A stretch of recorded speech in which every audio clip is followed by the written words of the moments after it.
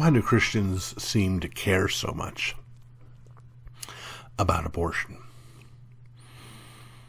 Well, before I answer that question, I want to make something very clear.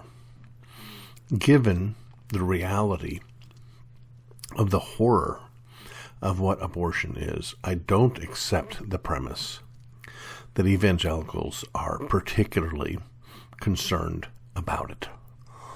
In fact, I would argue that we are woefully unconcerned, that we are the modern day equivalent of those German churchgoers who, when the train passed by their congregation on its way to the concentration camp and they heard the cries of those who were going to their death, were encouraged by their pastor to simply sing louder. We're not concerned like we should be. To the degree that we are, however, illustrates, I think, a lack of communication, a disconnect between those who are pro-abortion and those who are not. And I'm answering this question specifically for those who perceive themselves to be pro-abortion, who may be wondering, why are these Christians always fussing about this issue?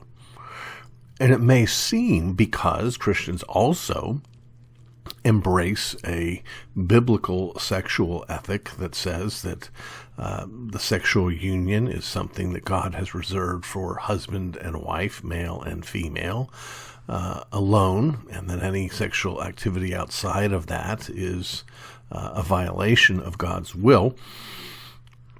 You may think that Christians are against abortion because they're against premarital sex.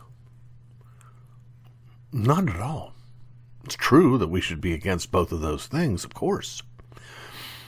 But the issue of abortion is the issue of abortion. They're connected. I get that.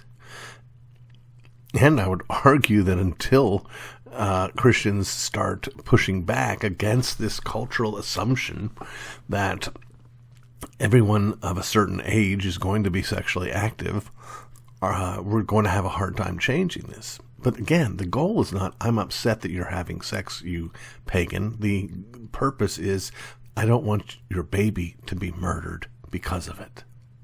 Now, don't misunderstand me. I know a couple of things that you may not know. One, the overwhelming majority of abortions are performed for elective reasons, for convenience sake. Now, don't tune me out. When I say that, I'm not saying that they're done cavalierly, that it's, oh, well, I guess I got to fork over this money and get this taken care of like you're paying for a speeding ticket. Not at all. I know they can be agonizing. In fact, I know it is agonizing because I know what it is. No one easily kills their own child. But here's why I still think it's a matter of convenience, because what the mindset is, whatever else we know about the way the world should run, I need to be able to have sex when I want to have sex, with whom I want to have sex. Birth control does a great job of not allowing incredibly dangerous consequences to my life to come from that. But sometimes it fails. And when it fails, that's what abortion is there for. The vast majority, again, I'm not saying it's cavalier like, oh, I couldn't get to the drugstore to get my birth control and therefore, oh, it's no sweat. If I get pregnant, I can always get an abortion. I'm not saying that at all. I am saying it's a backup. But the concern is the babies. The Bible says that pure and true religion is to visit widows and orphans in their trouble. What's that have to do with abortion? Well, I've seen the women outside abortion mills, and many times they are there being dragged by their father, by their uncle, by their pastor, by their boyfriend, by some man who doesn't want to take responsibility for what he's done. And that woman is like a widow. Instead of having a man there to protect her, she's a man taking advantage of her. Even more so, an orphan is a helpless child without a parent to protect and care for them.